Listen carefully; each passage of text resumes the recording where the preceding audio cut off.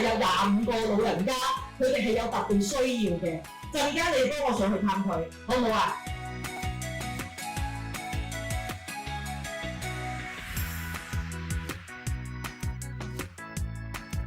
食飯啊？我中意食雞翼啊、飯啊。雞肉乜嘢都食，菜啊何可以中意食菜？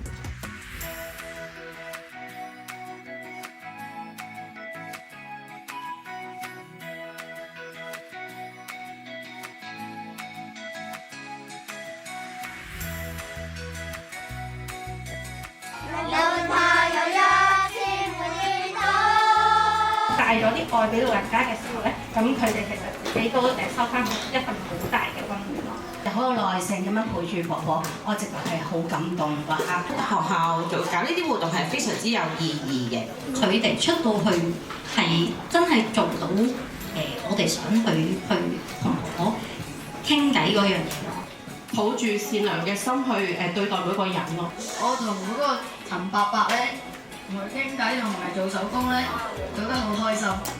咁我希望可以為呢個社區帶嚟唔同嘅幸福。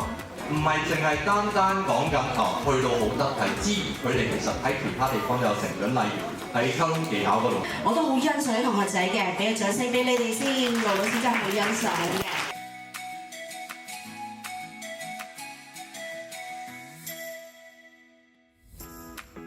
因為我哋嘅計劃咧就係想俾小朋友認識到認知障礙嘅長者嘅需要，以至到若果我哋平時有啲舉手之勞，可以幫到個長者，或者幫到呢啲認知障礙人士，其實社區裏面咧會更有愛、更和諧。啱唔啱？